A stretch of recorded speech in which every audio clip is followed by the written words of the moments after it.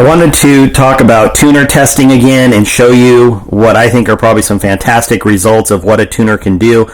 I've done other videos on tuners before. I've done them on Cortina tuner, Bramley tuner. You've probably seen countless videos with me shooting with a tuner. I talk about them a lot on my Patreon page. The truth is, I think that tuners have a place for shooters. I think that if you treat them responsibly and use them for the right reasons, that they're really great. Now, they are not a magic bullet. I know there are people who feel like, oh, they mean you're less of a shooter, and oh, it takes away from your ability to have to do load development. That is absolutely not true. I would probably argue, at least I know with Dan and Eric, that if you asked either one of them about their tuners, they would tell you, if you can't do load development, don't put a tuner on. It's not going to fix the absence of ability, okay? But here's what I do with my tuners. I use them to tune or fine-tune a particular load, or I might tune to one gun from a load that has been fully developed on a second gun. You know, there's different ways that you can use them, but you have to use them as an end-stage device, not a let's throw some powder in a cartridge and just tune it away, because I don't personally think that's going to fix the problem. So let me show you here. This is using my Cortina tuner, and I've got this on what I consider my backup gun for the upcoming Burger Southwest Nationals, which are about 5-6 weeks away. Now I've got my number one gun fully tuned up. It's just dialed in, and I am tuning my second gun to my first gun so that I can interchange ammo if I have to, which makes it my backup. Now, this is not how a lot of people do it. I know there are people who do it this way, but it is what I have found to be successful for me.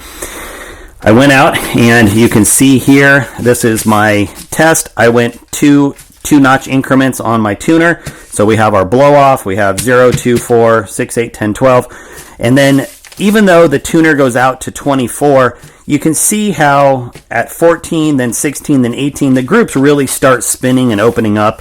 And I wasn't going to waste any ammo past 18. Now, it's possible that the group might have come back together. But let's face it, I don't think any of us have an exhaustible source of powder and primers and stuff. And, you know, I do try to manage what I can when I can right now. And I just know historically that once this starts to happen, it wasn't going to pull itself back together in a way that made sense for me. So I knew that I had some good data inside of these here. You can see that my blow-off was pretty tight at 0. And these are all 3-shot groups, just so that you know. And these are all at 100 yards. And that's where I do all my tuner testing. So I've got 0 here. That's a nice 2-shot group, 1-hole group. Well, it's 3 shots, but 2 holes. And then 1 hole, little bit different, and then it sort of goes horizontal a little bit and then turns into this really nice 1-hole set of groups here at 8, 10, and 12. And then 14, it starts opening up again. So, my window's kind of in here for the tuner between 8 and 12. So this was at 100 yards, and then I needed to go out, and we had our Tuesday night 600-yard match that we do, and I wanted to take out either 0 or 8. And so what I do is just kind of a quick verification test. And you can see here, this is 0 and this is 8. And let me hold it up a little bit better for you here. But, 0 is still a really nice, ragged 1-hole, a little bit of a clover leaf. But that's a fantastic 3-shot group right there. And it, backs up largely what, if I could put this paper back together, there's what the group actually looks like for 8. So you can see really good repeatability on the tuner setting 8. Now, if I had a little more time, I was a little bit rushed to get out. I might have done 10 and 12 also just to see if maybe there's a window in here. But at least I know that if 8 didn't work, I can move towards the upside on my dial. I definitely wouldn't feel as secure going to the downside of it. But, between 8 and 12, I'd feel really confident with this tuner. So now let me show you what happened this night. So I literally went from the 100-yard range, packed up my stuff, drove up to the 600-yard range, and here is what happened. Setting number 8 on my tuner went a 220X, so pretty darn good night. This is the first time I've ever done this, and we kind of have like a plaque at our club for people that do this, and I think there's maybe 3 or 4 people up on that plaque, and it just felt really good. It's one of those things that I've always aimed for. There's been years where I've gotten close. I've had 18 or 19, and it was just the right combination of weather and everything. But a lot of people asked me, like, how come you didn't keep shooting? Because I had another 20 something rounds in my box. You were shooting all X's. How come you didn't keep going?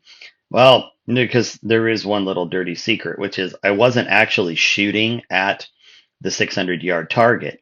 Here's what I was actually shooting at. Shooting at a 500-yard target. Whoops. Up here you can see 500-yard, which is about a 23% smaller target. And there's about half a dozen of us that do this. And we kind of, jokingly call it swinging a heavy bat. We aim small, shoot small, as Cortina says, and it's the truth.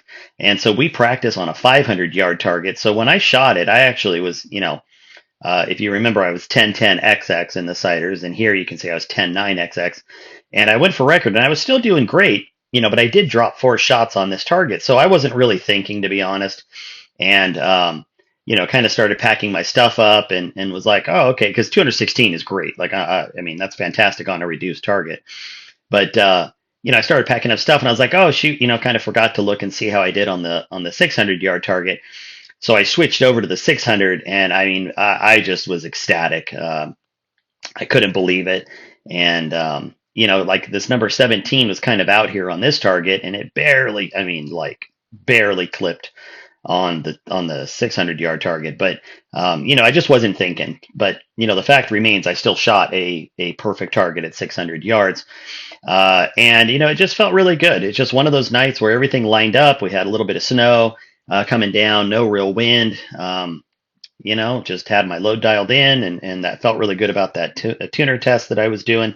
And it was just the right combination. The great thing is that now I've got this gun dialed in. I'm going to pull the barrel off for about a month until I get my stuff running the week before Burger. But I'm feeling great about it. I'm feeling good at where the tune is. And we'll just do some final tuning that week before we leave for Phoenix. But just just a really great way to end the year. And I just appreciate you guys being there. So we'll talk next year, and have a good one.